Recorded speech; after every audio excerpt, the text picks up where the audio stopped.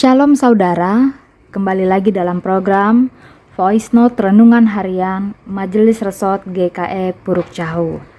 Kali ini bersama saya, Pendeta Regina Elriana, pendeta yang melayani Jemaat GKE Pandohon Iman Tahujan Ontu. Renungan firman Tuhan hari ini, Jumat 19 Agustus 2022, saya beri judul Demokrasi Bukan Demonstrasi, dengan teks Alkitab dari Kisah Para Rasul 17 ayat 1 sampai dengan ayat 9. Sebelum kita membaca bagian firman Tuhan pada hari ini, marilah kita berdoa. Allah Bapa pencipta langit, bumi dan segala isinya, puji syukur hanya padamu ya Tuhan atas berkat dan karunia-Mu. Saat ini kami hendak merenungkan firman-Mu. Kiranya Engkau berkenan menolong dan mengurapi hamba-Mu, agar dimampukan untuk menyampaikan pemberitaan firman Tuhan.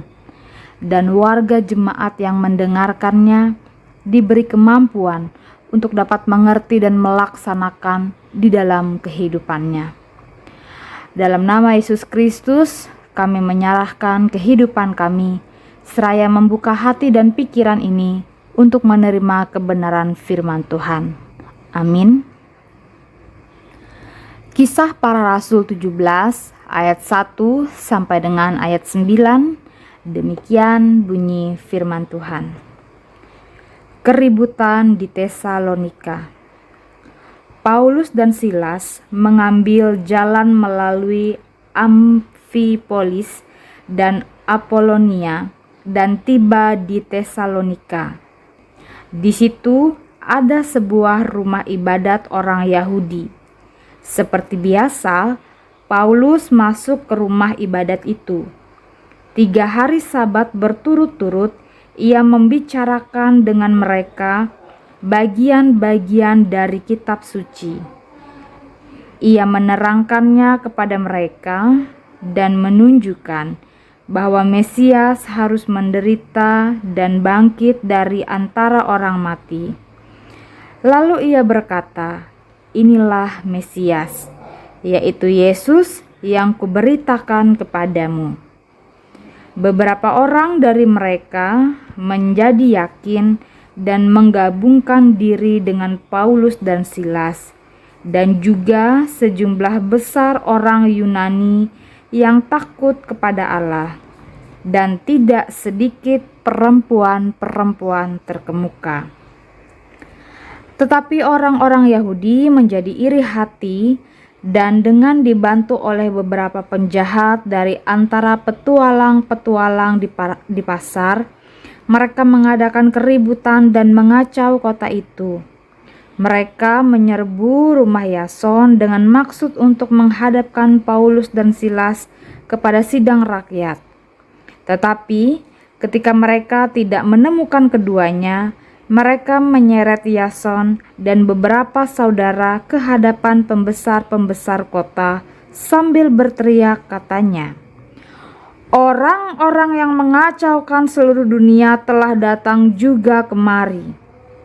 Dan Yason menerima mereka menumpang di rumahnya. Mereka semua bertindak melawan ketetapan-ketetapan Kaisar dengan mengatakan bahwa ada seorang raja lain, yaitu Yesus. Ketika orang banyak dan pembesar-pembesar kota mendengar semuanya itu, mereka menjadi gelisah. Tetapi setelah mereka mendapat jaminan dari Yason dan dari saudara-saudara lain, mereka pun dilepaskan. Demikian bunyi firman Tuhan untuk kita hari ini. Sabda Tuhan mengatakan bahwa rumput menjadi kering, bunga menjadi layu, tetapi firman Allah kita tetap untuk selama-lamanya. Amin.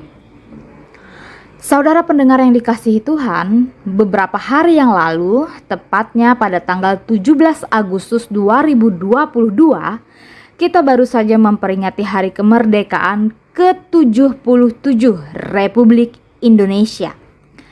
Berkenaan dengan peringatan Hari Kemerdekaan Republik Indonesia, kita tentunya sepakat bahwa kemerdekaan merupakan hasil dari perjuangan dan kesepakatan persatuan kesatuan dari rakyat Indonesia. Indonesia adalah negara demokrasi. Secara konseptual, demokrasi berarti kedaulatan dan sistem pemerintahannya berasal dari rakyat, oleh rakyat, dan untuk rakyat. Nah, berangkat dari teks bacaan kita hari ini, sebenarnya kehadiran Paulus dan Silas sama sekali tidak melakukan pelanggaran demokrasi. Mereka hanya datang dan mengajar tentang Yesus selama 3 hari Sabat berturut-turut. Dan tindakan demikian dipandang sebagai ancaman bagi orang-orang Yahudi di Tesalonika. Hingga akhirnya memicu tindakan yang tidak diinginkan, yaitu keributan dan hasutan untuk melakukan demonstrasi di rumah Yason. Orang-orang Yahudi marah karena banyak orang mengikuti Paulus dan Silas serta percaya kepada Yesus Kristus. Mereka merasa terganggu atas kehadiran Paulus dan Silas, sebab beberapa kepentingan terkait pemerintah menjadi terusik.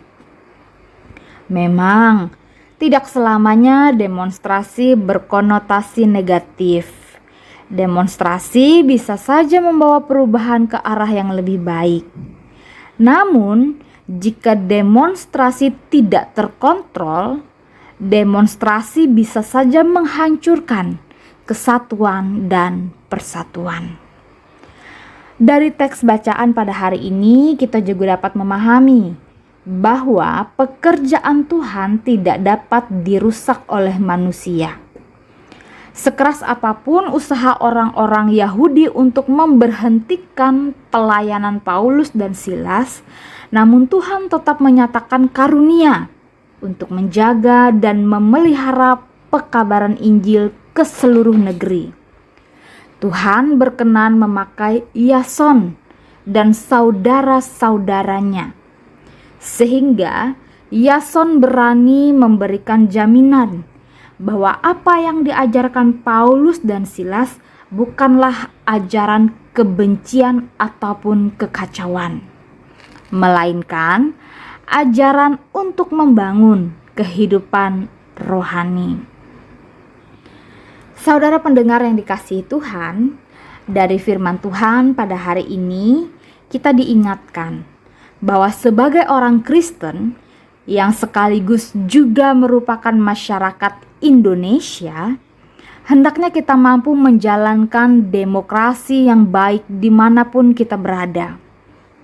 Demokrasi yang baik bukan tentang perang ataupun permusuhan, melainkan aset dalam membentuk, menjalin persatuan dan kesatuan antar sesama.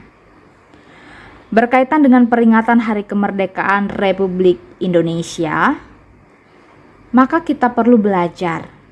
Yang pertama, menempatkan demonstrasi sebagai bagian dari demokrasi. Jadi, penting bagi kita untuk selalu berusaha kerja keras, kerja cerdas, dan kerja ikhlas. Yang kedua, jangan berkecil hati jika pekerjaanmu dipandang remeh oleh orang lain. Meskipun engkau dalam kesesakan, percayalah, Tuhan itu selalu tepat waktu. Ia tidak pernah terlambat, tidak pernah juga terlalu cepat. Ia akan menolongmu dengan caranya. Jika dua hal itu dapat kita terapkan dengan baik, percayalah, kita dimampukan untuk pulih lebih cepat dan bangkit lebih kuat. Tuhan Yesus Kristus memberkati kita. Amin. Mari kita bersama berdoa. Kita bersyukur atas kebenaran firman Tuhan yang sudah kita dengarkan. Allah Bapa yang bertahta dalam kerajaan surga, Bapa di dalam nama Tuhan Yesus Kristus, kami ucap syukur atas bimbingan kasih-Mu yang telah memampukan kami untuk mendengar dan memahami sabda firman-Mu. Kiranya firman Tuhan yang telah kami dengarkan ini boleh termatrai dengan baik di dalam loh hati dan pikiran kami, sehingga olehnya kami beroleh hikmat yang mampu mengarahkan kami pada jalan kebenaran. Bapa di dalam Yesus Kristus, pada kesempatan ini dengan penuh kasih kami mendoakan saudara-saudari kami, Jemaat GKE Immanuel Tumbang Tonduk. Kami berdoa agar mereka senantiasa hidup dalam kesatuan hati, sehingga dapat terus bersekutu, bersaksi dan melayani. Roh Kudus mulah yang senantiasa menyertai dan memberikan kekuatan kepada mereka, sehingga mereka mampu melaksanakan tugas dan tanggung jawab dengan baik, benar, dan berkenan di hadapan Tuhan, serta dapat berakar, bertumbuh, dan berbuah dalam iman dan pengharapan. Bapa di dalam nama Tuhan Yesus Kristus, saat ini kami pun hendak menyatakan syukur kepadamu.